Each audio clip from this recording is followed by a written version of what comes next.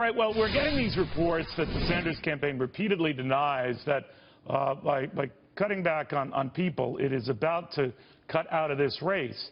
College Republican National Committee Chair Alexandra Smith and big Bernie Sanders supporter Neil Sroka on that. Now, we should posit here we're going to have Jane Sanders, the wife of Bernie Sanders, here to poo-poo that. She already has, but we will detail that with her shortly. But, Neil, to you on what's going on here.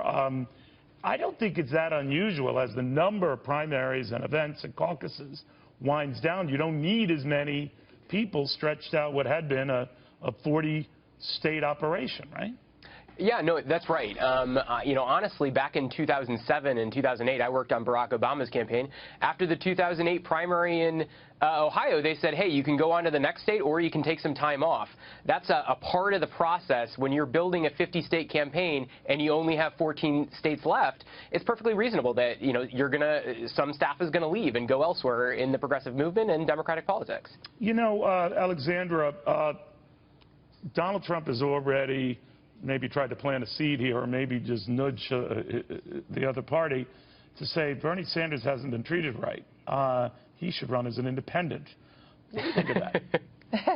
Look, I have to say this is the one area where I actually admire the Bernie Sanders campaign. They have overcome tremendous resistance from the Democratic Party establishment. I think that Debbie Wasserman Schultz's behavior throughout this entire election process has been disgusting. It has been an insult, a slap in the face to Democratic voters across this country. Tell me how you really feel. Don't be vague. Don't be gray. Come on.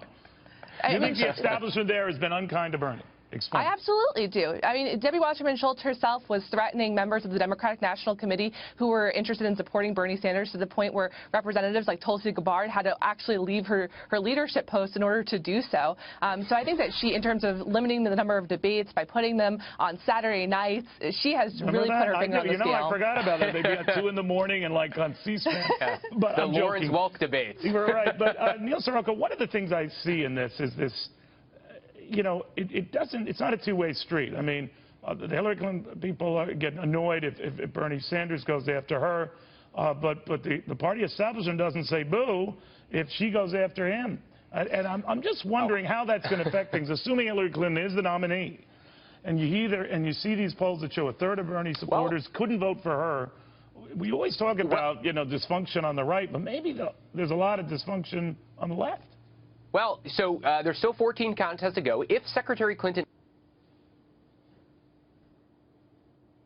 I don't know what happened there. Did Hillary Clinton take over? Or is she going to... Right. Or is the party going to say sit down and shut up to these activists? That's the question. All right. Your entire profound point was missed by an odd screenshot. I know. But that was not our planning. No. The gist of it is you think it has not been a two-way street. It has not been fair, right? No, I think that there is clear the Democratic establishment had their candidate in this race, and Bernie Sanders was not it. That's beyond a doubt. The question now is whether or not the political establishment is going to embrace the Bernie Sanders movement and the supporters behind him, or they're going to tell him to sit down and shut up. That's the question. See, I think they're going to tell him to sit down and shut up, Alexandra. And I think that with the battle that we're going to have to watch going forward, let's say Hillary Clinton gets the nomination amidst a lot of very dissatisfied, angry Sanders supporters. Donald Trump gets the Republican nomination, with a lot of dissatisfied, angry, let's say, everybody else supporters. Who wins out in terms of keeping the House together more? I actually think that this is a losing battle for Hillary Clinton. We see that so many of these Sanders supporters are young supporters. And in particular, it's not that they just like Bernie Sanders. They distrust Hillary Clinton. She has tremendous problems with young people in her own party, and they need to turn those people out. Well, I mean, young people will decide. I disagree with that. Donald Trump does have higher negatives. For now.